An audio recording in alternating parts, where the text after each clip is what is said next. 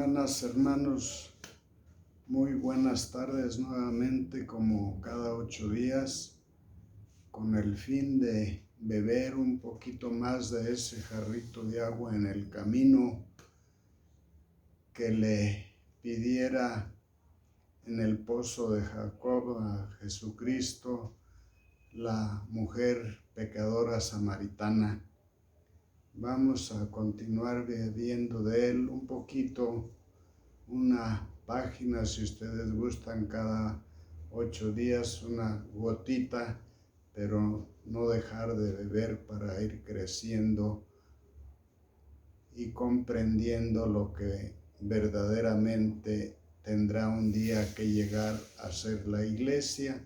Ahorita continuamos con una breve reseña de lo que vimos sobre lo que no es la iglesia, y le pondríamos lo que no es la iglesia número 2. Afortunadamente, ya en la época llegada a su fin del Imperio Romano en los siglos pasados, han venido despertando movimientos tendientes a una mayor profundización en el misterio de la iglesia, de su vida, de su espiritualidad y de sus miembros. La renovación litúrgica de este siglo pasado, con la idea de formar un verdadero cuerpo misterioso, místico de Cristo en una comunidad viva y activa, y poner el mayor énfasis en lo social. Hoy la vida, el rostro de la iglesia, cuerpo de Cristo, aparece más compleja, pero más radiante e inacabable. El sentido comunitario, libertador y sobrenatural aparece cada vez más vivo en las imágenes tomadas directamente de las Sagradas Escrituras. El rostro de Cristo, el cuerpo de la iglesia, adquiere nuevo colorido y viveza para poder reflejar mejor el rostro de su fundador. Como el Evangelio, decíamos, no es una filosofía, sino una forma de vida, cabe dentro de la iglesia de la fe del simple y del instruido, del pueblo pobre y muchas veces analfabeta, al pueblo que más veces ha llenado de fe las páginas de la historia de nuestra iglesia, sobre todo de la iglesia caminante en México. Ya en nuestros tiempos, en la época, como les decía la semana pasada, en el inicio del Concilio Vaticano II, allá en uno de sus artículos que se llama la Lumen Gentium, luz de las gentes, pues va apareciendo la imagen cada vez más viva, y la iglesia ya no es como antes, de perseguida por el Imperio Romano en su tiempo, de lo que estamos todavía haciendo una reseña, pasó a ser aliada. Como contrapartida, por lo menos en Occidente, la devoción popular, se dio un incremento en la secularización de los ministros de la iglesia por las necesidades históricas de aquel tiempo. ¿Qué quiero decir con esto de secularización?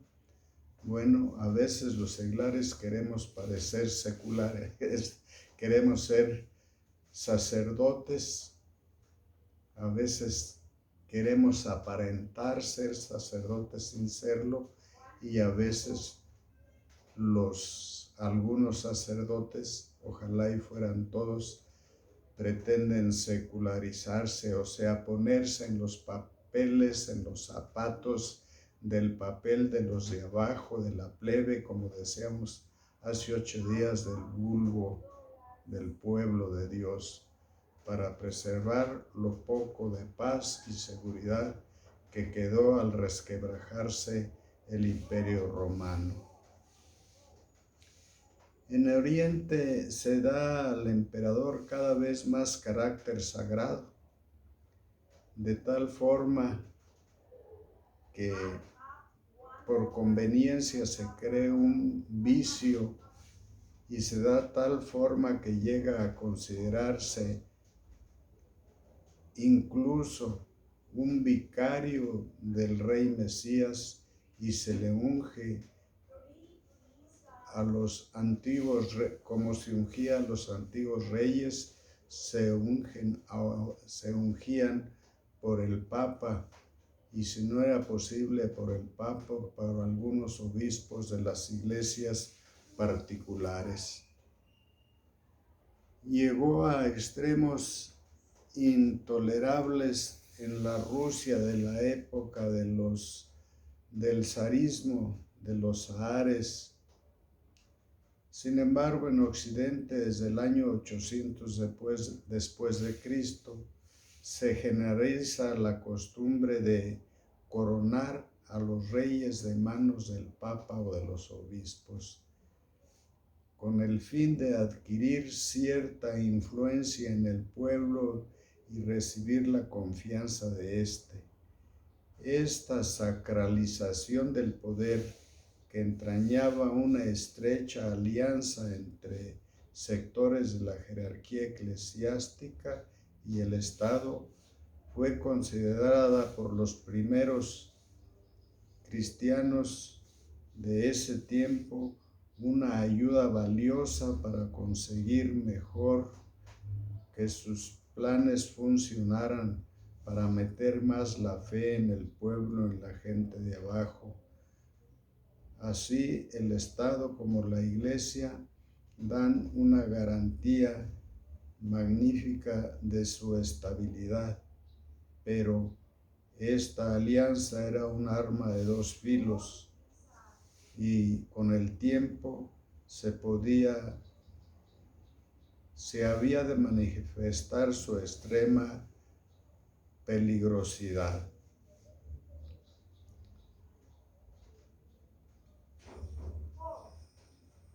En aquel tiempo se había de manifestar su extrema peligrosidad por el hecho de usarla como lo usaron en la llamada Santa Inquisición, allá en la iglesia perseguida en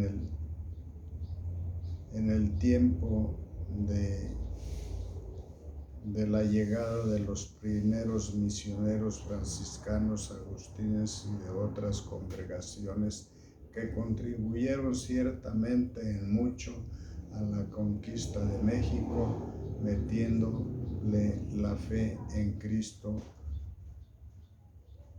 Sin embargo, pues en algunos estados, en algunas tribus, destruían sus imágenes a las que ellos adoraban.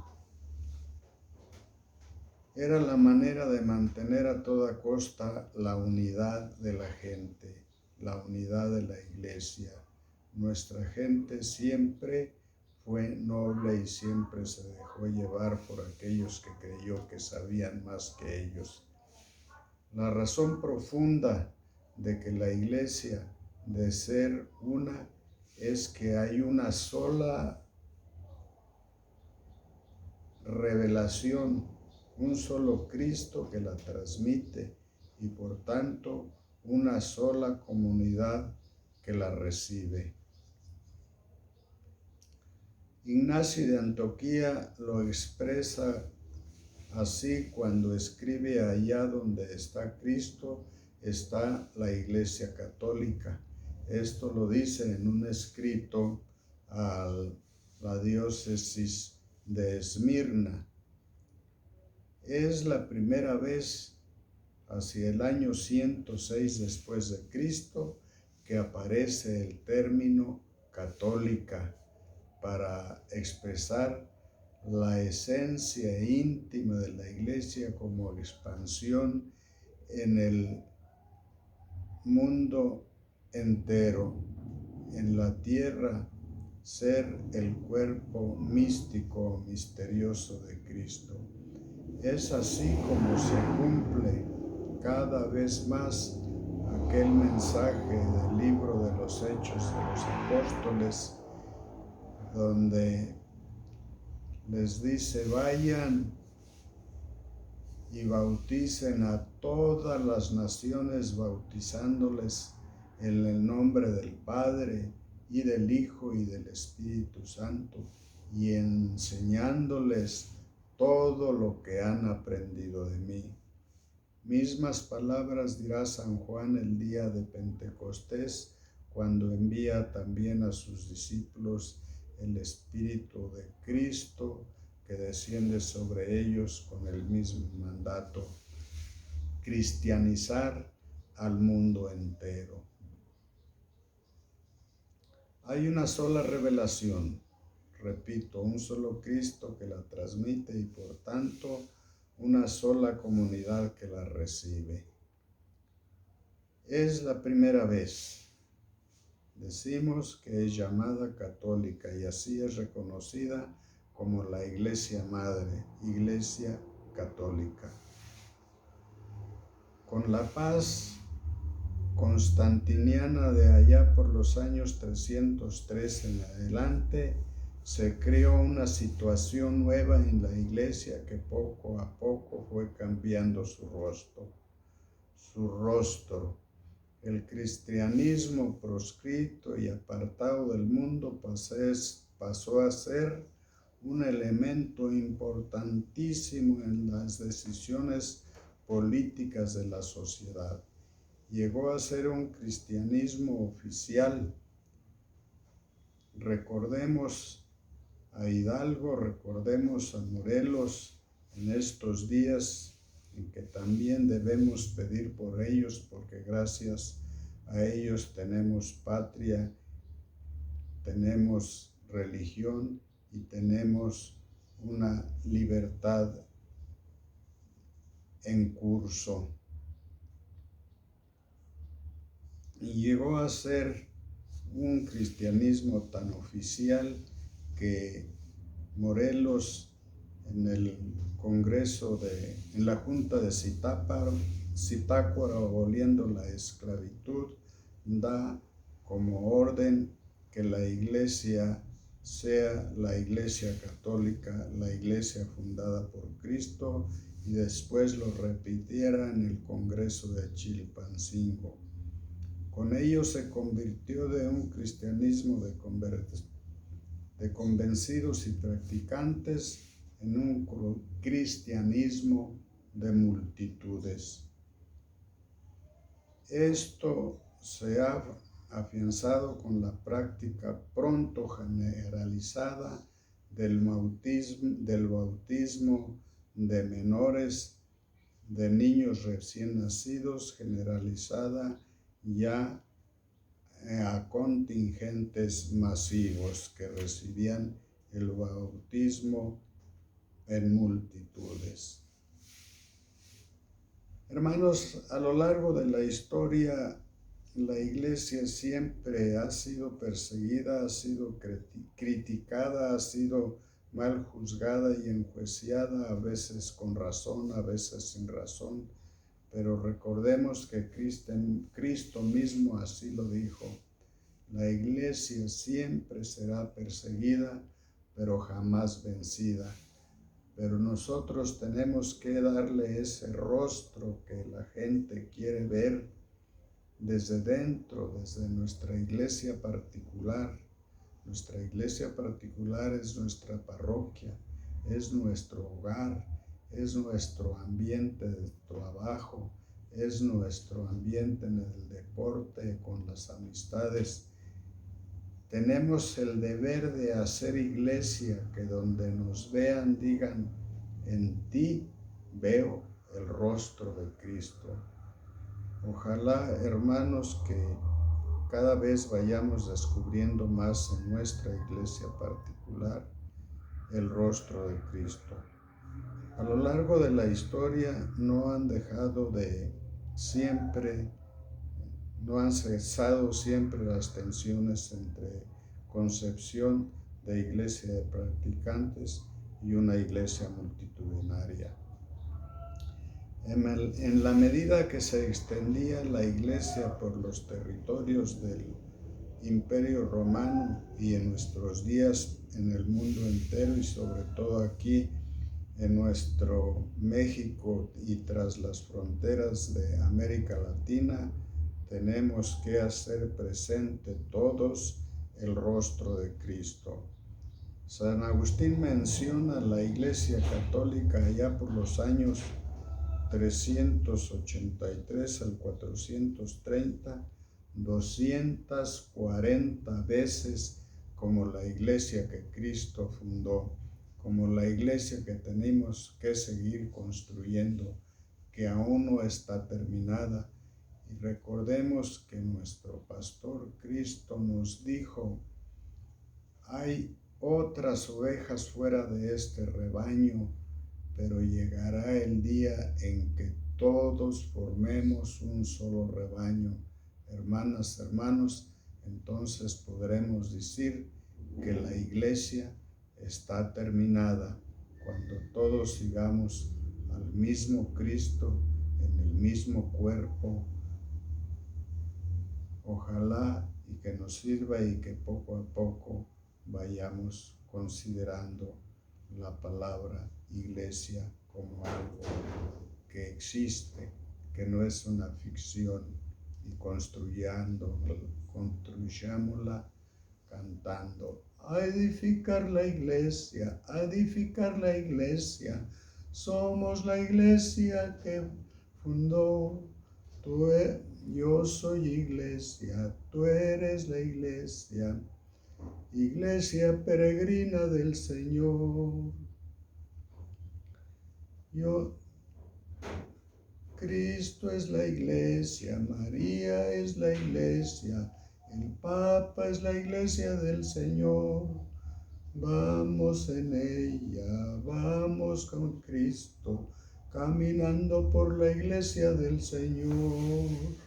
Hermanos, ojalá y les guste, compártanla, denle un like y suscríbanse si así lo desean.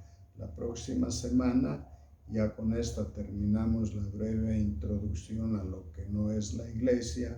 Por eso hoy empiezo a hablar más abiertamente sobre lo que real y verdaderamente es la iglesia.